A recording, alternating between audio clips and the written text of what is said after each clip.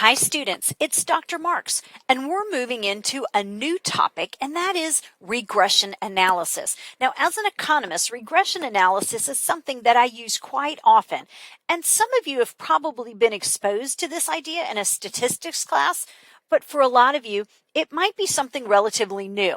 So we're going to go through this using several lectures to give us a good idea of what regression analysis is and what you can do with it.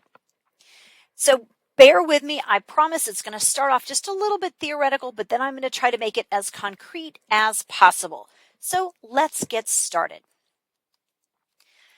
Now, as we just said, we're introducing this idea of regression analysis. And regression analysis is a statistical technique. So it's one more thing that we do in statistics classes. But in this case, it's used to determine if there's a relationship between variables. So is X related to Y? Do changes in variable X change variable Y? But on top of that, we can measure the strength of that relationship. Does X have a little effect on Y? Does changes in X have a big effect on Y? How strong is the relationship between X and Y? For example, does gender of employees affect salaries, right? Age-old question. We've seen lots of studies on this. So we want to know, look, does gender affect salaries? But we also want to capture the strength of the relationship. If gender does affect salaries, in what way? Can we measure it? How strong is the relationship? However, with regression analysis, we can also control for other variables. So if I'm trying to look at the relationship between gender and salaries, then I would be able to control for things like what field are they in? There are some fields that pay more. Years of experience. Hopefully, years of experience increases salaries. What about highest degree attained? If we've got lots of people with graduate degrees, they probably make different salaries than somebody in the same field who doesn't have a graduate degree, right? That's why you guys are getting MBAs. So, as an example, let's say there's a study reporting that the mean salary for female professors is $72,000 and the mean salary for male professors is $85,700.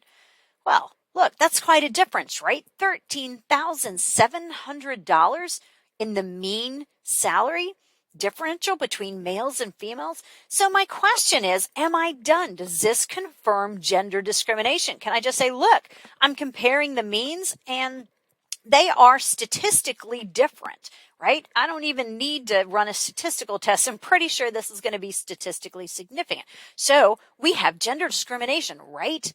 Well, not so fast, right?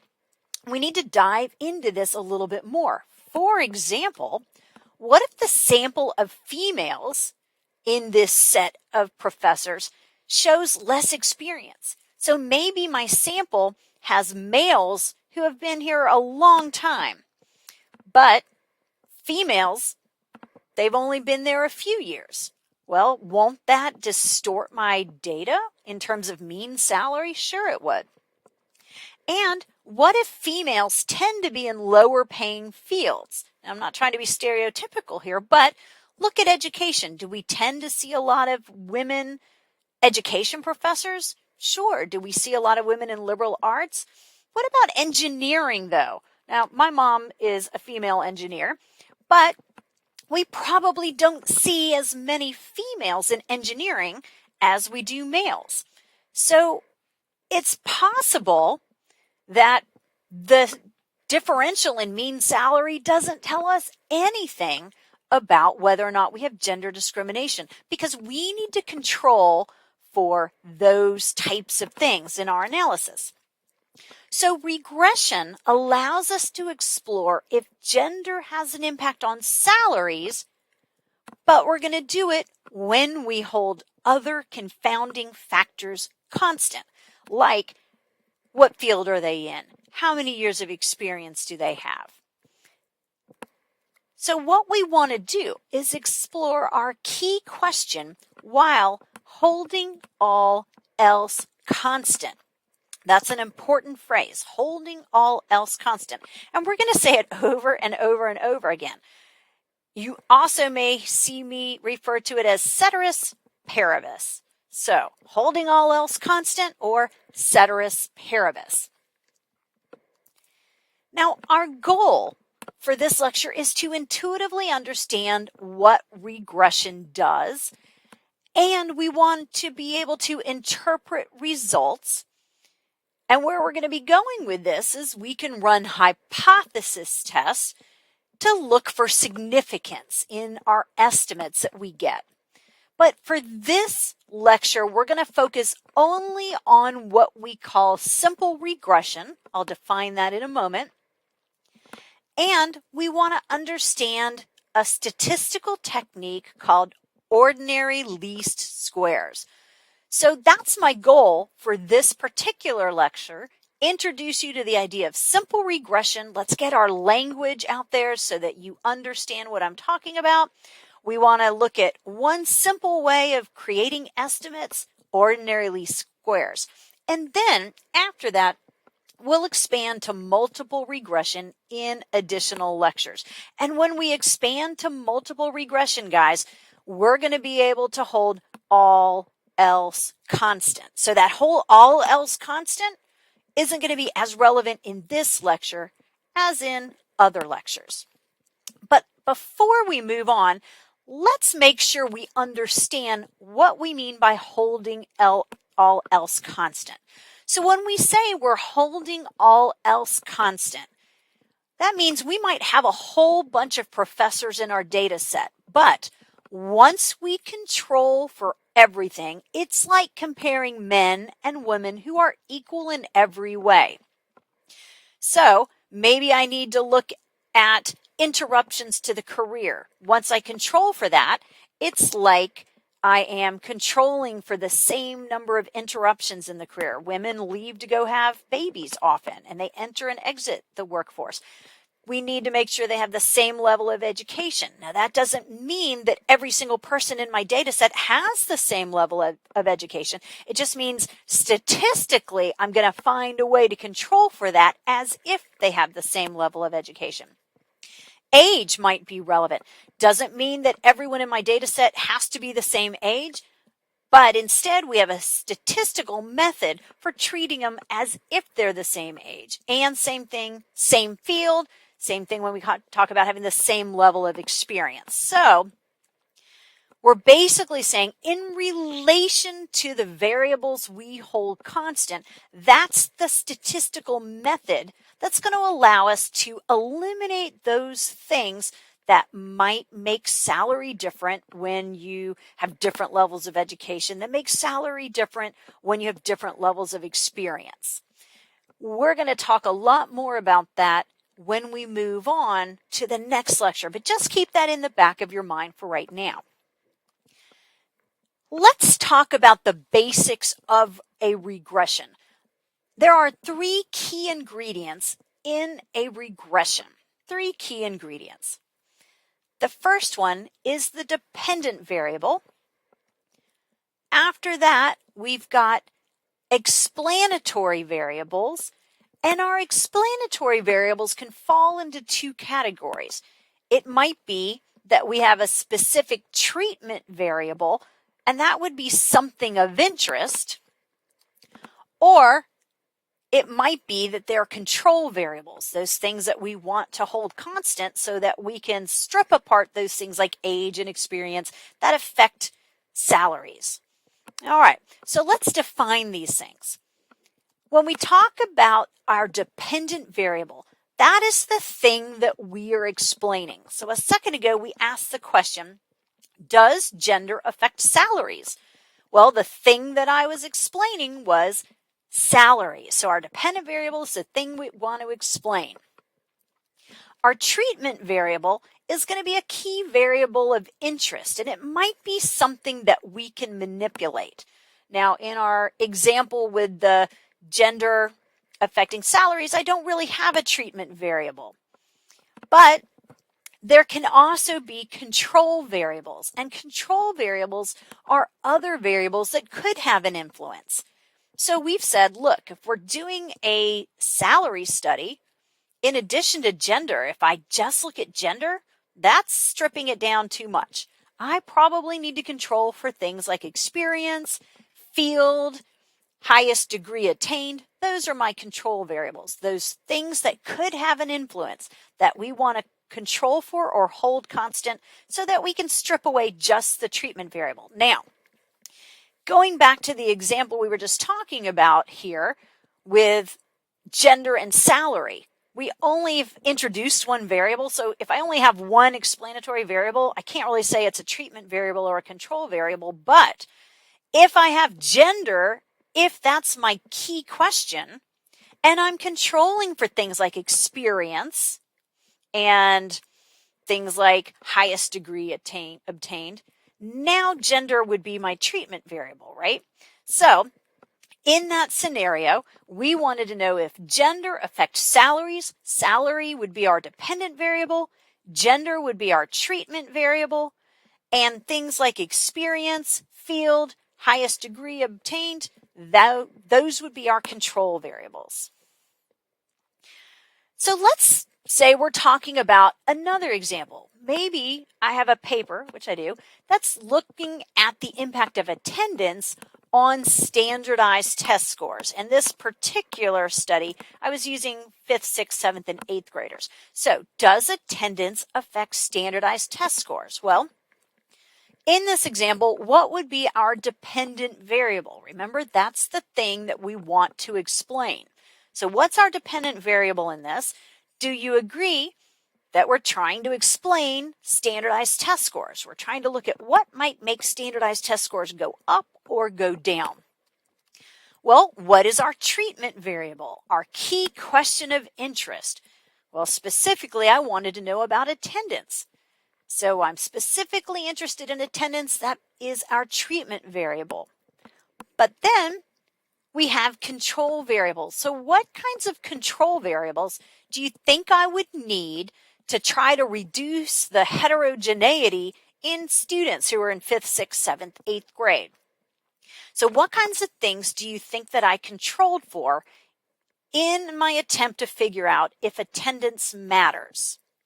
Well, I controlled for if they were male or female. Now, that's not a treatment variable in this situation. It was in my example with the professor's salaries. But here, it's just a control variable because maybe 5th, 6th, 7th, 8th grade, males and females perform differently. I also controlled for whether or not the student was young for their grade, right? You've got some students whose birthdays line up with the cutoff where they're going to be the oldest one in the class, and then you have some that are going to be the youngest ones in the class. And it turns out that matters. So that was a control variable. We controlled for race. Not that we had any expectations, but we wanted to strip away things to make students as similar as possible. Then we controlled for whether or not you were in a disadvantaged household. There were other things we controlled for as well, but my key question is, does attendance affect standardized test scores? But when I control for male and female, you're young or old for your grade, race, disadvantaged households, those control variables are going to allow me to isolate just the effect of attendance. Let me say that again because that's important. By controlling for these things that I'm calling control variables, it specifically allowed me to isolate the effect of attendance on test scores. By theoretically, it kind of statistically, in a sense, makes all students the same. And therefore, I can pull out just the thing of interest, attendance.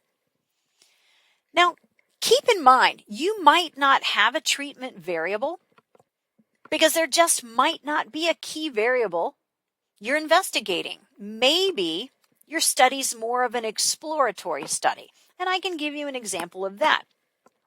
I had data on Longwood University students who did or did not graduate in 4 years. So I did a study on what impacted a student's ability to graduate in 4 years. Because as you know, some students take 4.5 years, some take 5.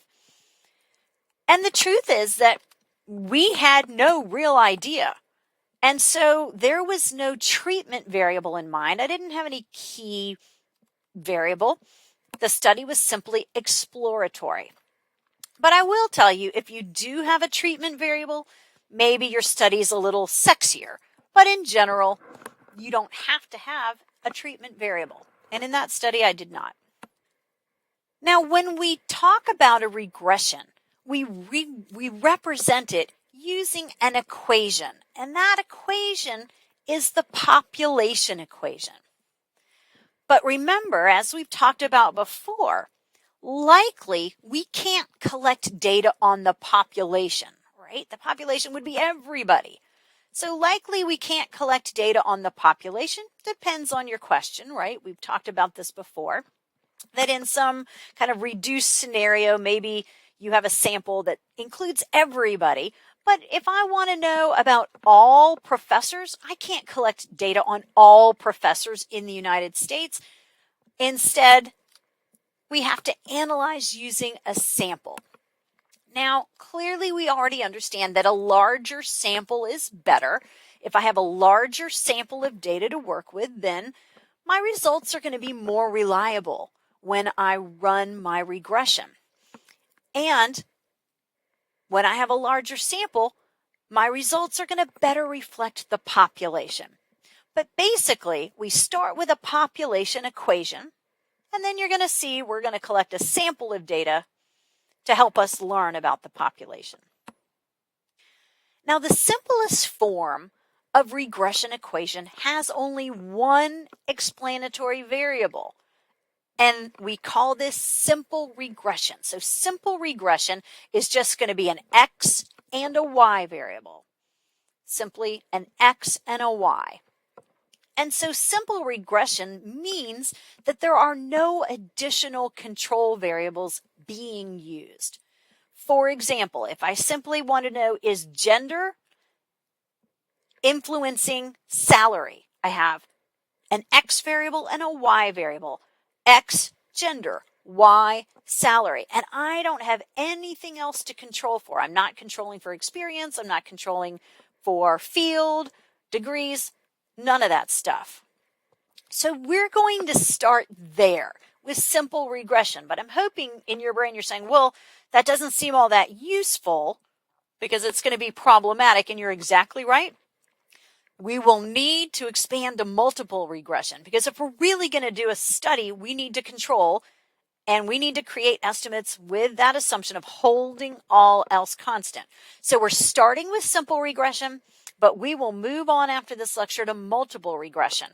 And when we have multiple regression, then that's where we'll have more than one explanatory variable. Because when we add those variables, we're adding control variables. All right, so simple regression. Let's get started. So this is what a regression equation looks like. So this right here is our population equation. And in just a second, I'm going to tell you what all these parts are. But this is the model that we want to investigate. So we have some population that we're trying to describe. We're trying to estimate the relationship between X and Y. We want to know if X affects Y. We want to know, does X make Y go up? Does X make Y go down? Is there a statistically significant relationship between X and Y? So that's what we want to estimate. And we start with a population regression. Now, if I look at X and Y in this model, these are our variables. So X is a variable and Y is a variable. For example, it might be like gender, X, and Y is salary. Does gender affect salary? X would be gender and Y would be salaries. So these are our variables.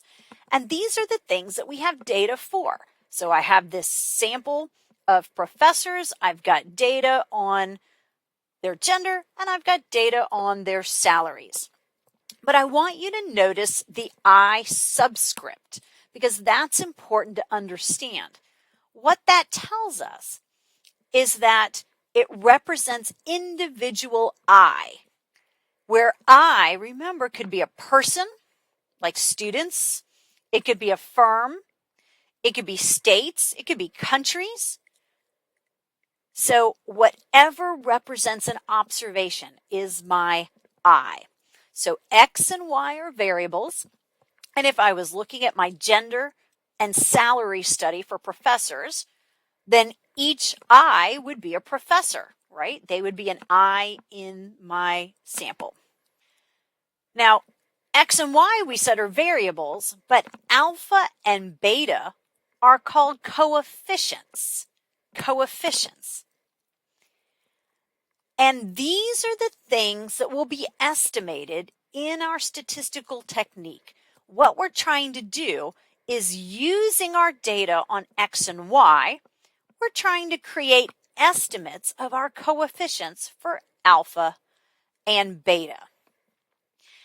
And then, after we get our estimates of the coefficients, we can form hypotheses around these. Will they be positive? Will they be negative? Are they statistically significant? So more on that part later.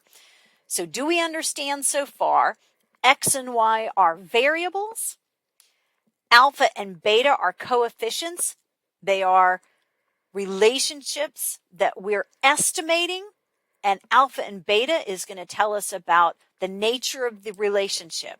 We understand that the subscript I represents an individual, a firm, a country, a state, whatever represents an observation in our sample. So, let's talk about Y specifically. If Y is our dependent variable, that's the thing that we're trying to explain. So Y is always our dependent variable, the thing that we want to explain. For example, in our example with absences and test scores, we're trying to explain test scores. So our dependent variable in that study would be test scores. And X is our explanatory variable, what we think influences Y, the thing that explains Y. That's why we call it an explanatory variable. So we think that absences affects Y. So this terminology kind of makes sense. A dependent variable is dependent on the other things, like X. The explanatory variable is the variable that explains the impact on Y. So dependent variable, explanatory variable. All right, that's easy. Now, alpha is our equation's intercept or constant.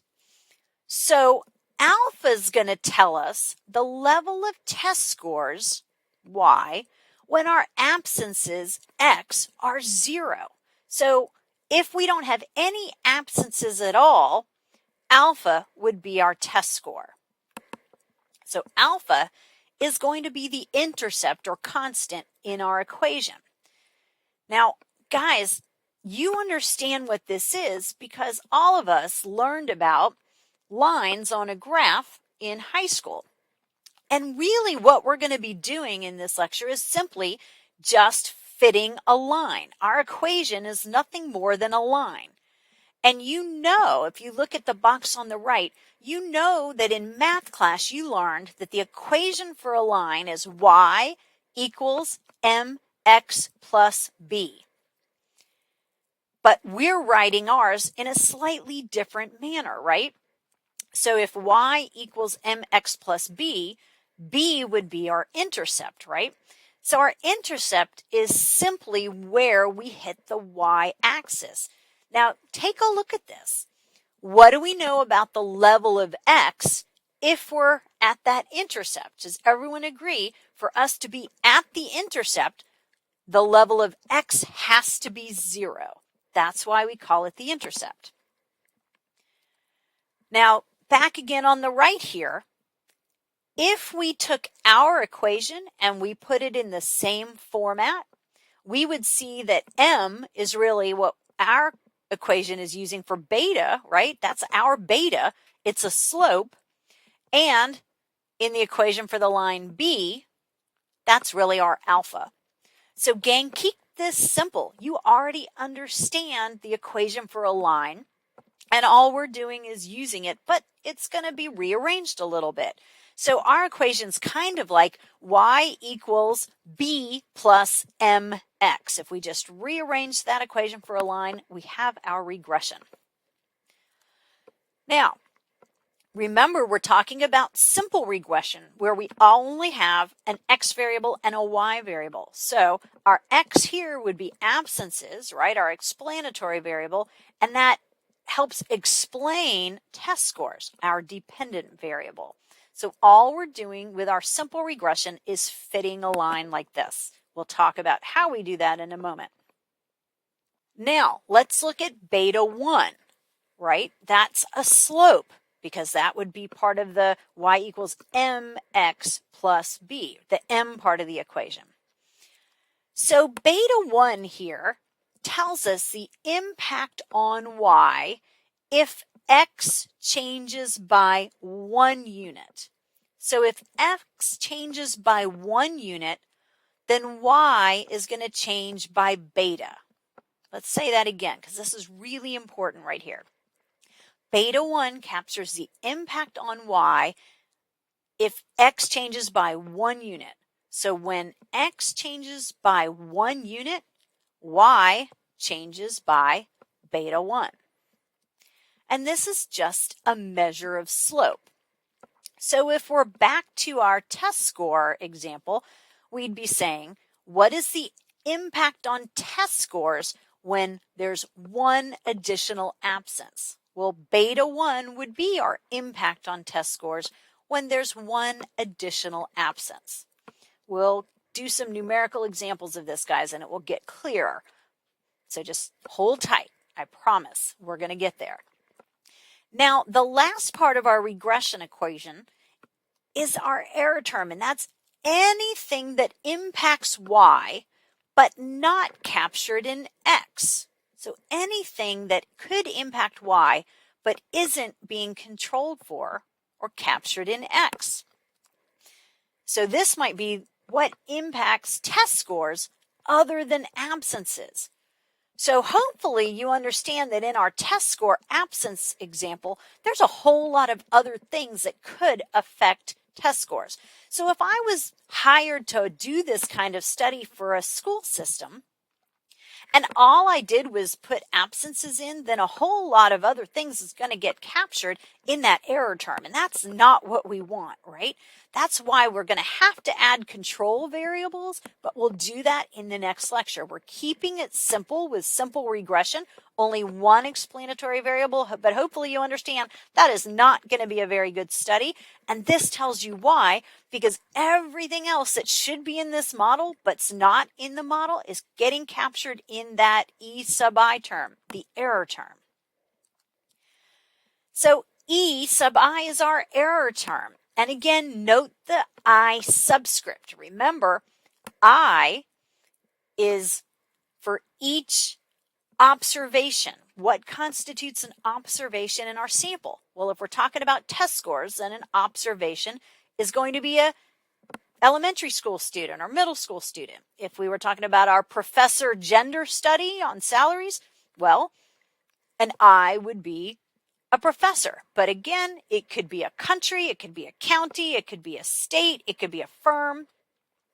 You get the idea. So when we estimate this, this is the residual for each observation I. So each observation is going to have a little bit of error. So the fact that we have the E sub I tells us it's not a constant.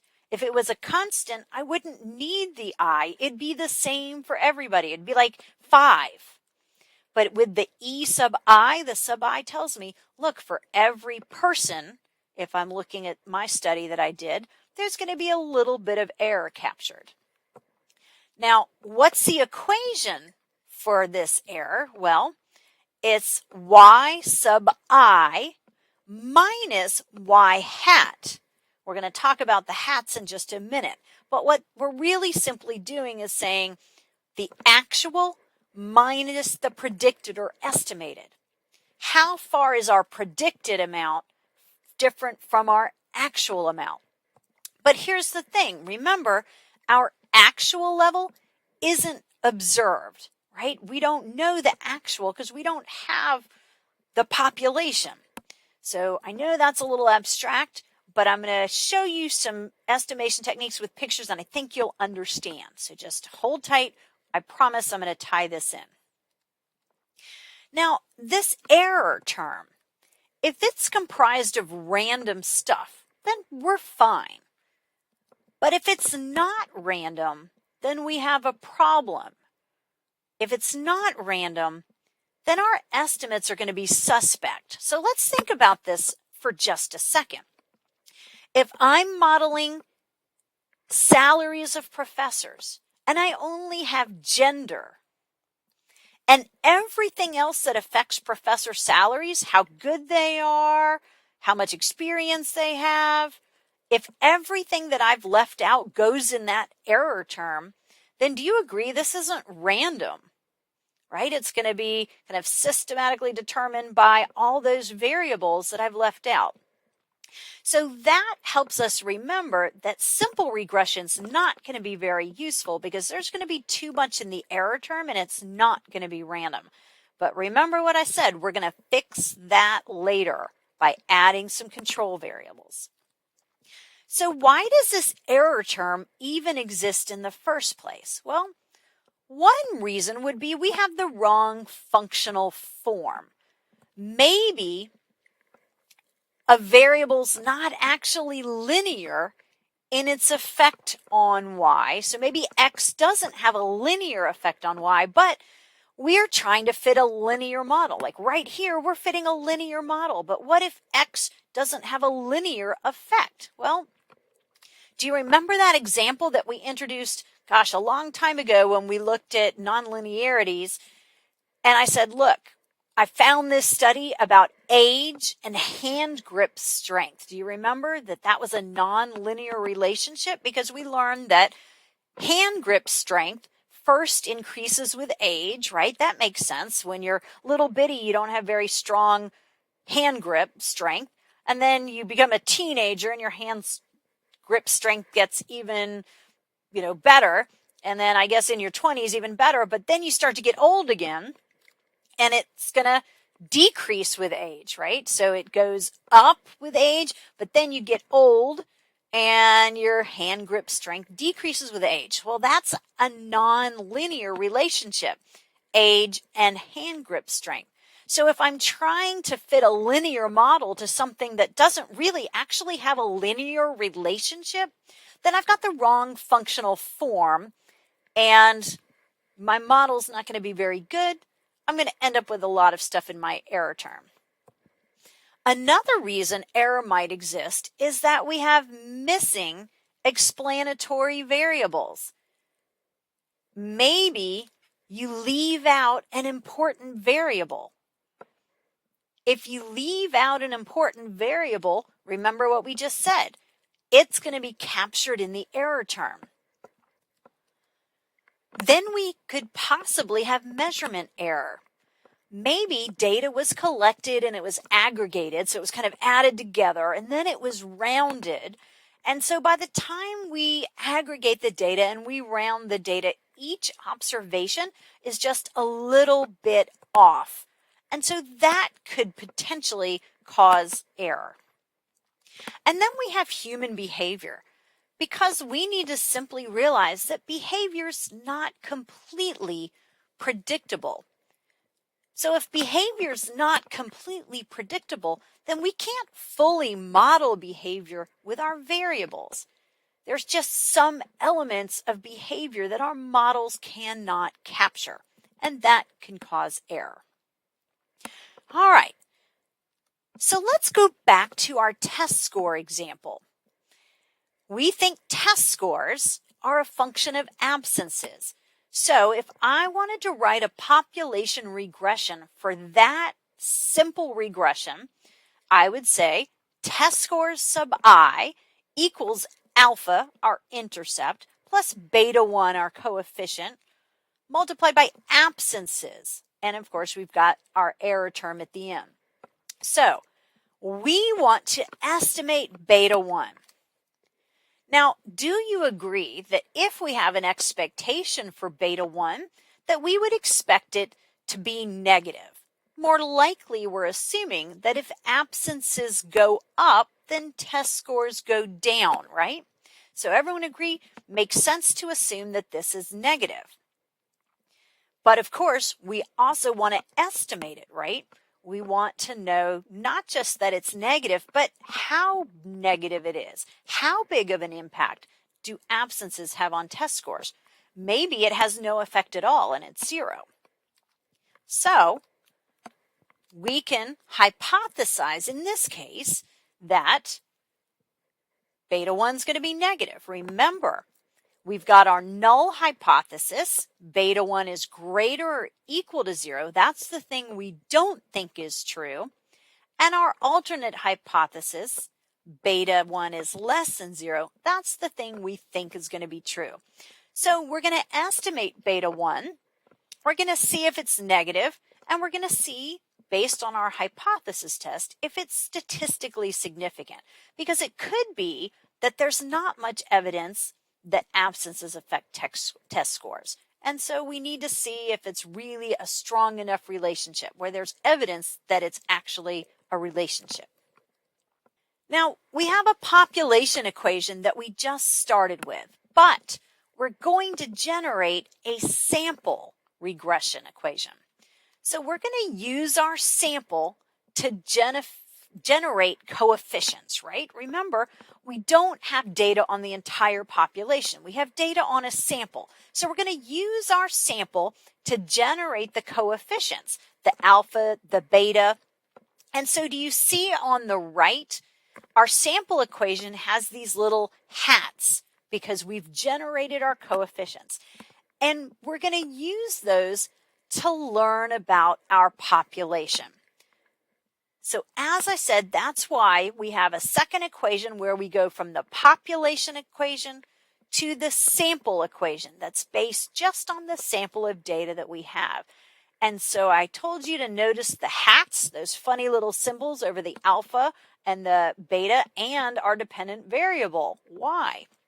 Because we're forming estimates of these things. So we have our estimates.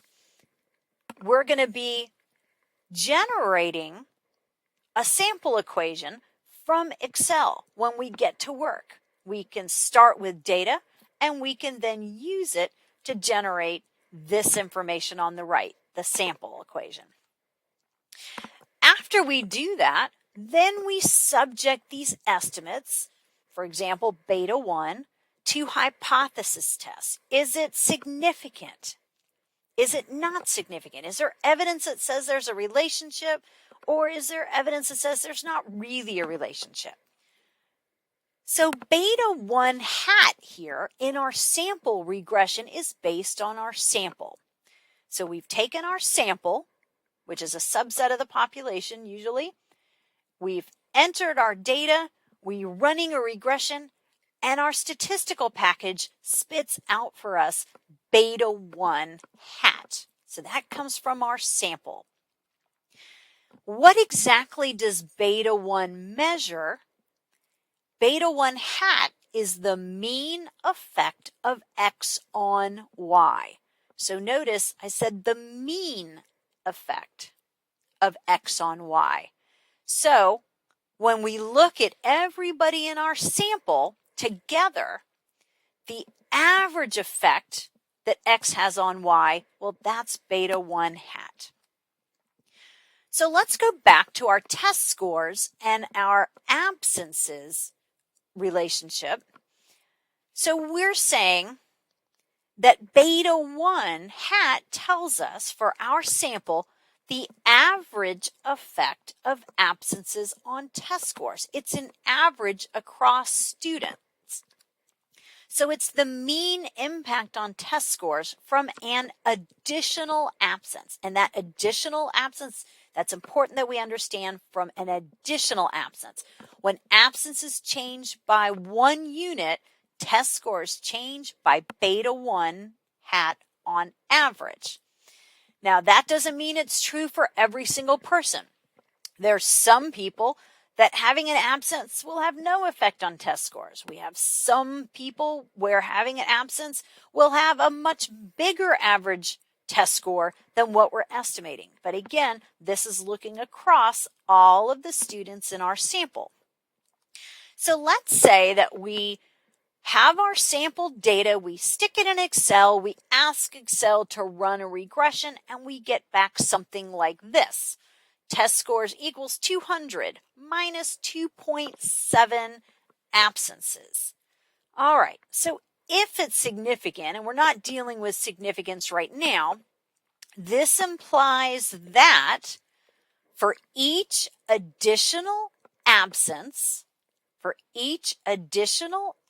so test scores are going to fall, notice the negative sign, fall by 2.7 points. So if we had 2 additional absences, how much would test scores fall by? So if we have 1 additional absence, test scores fall by 2.7 points. If we had 2 additional absences, I'd have to double that number. So test scores would fall by 5.4 points. And again, this is an average impact across all students in the sample. It doesn't describe any one student. Some will be below, some will be above. This is the average result.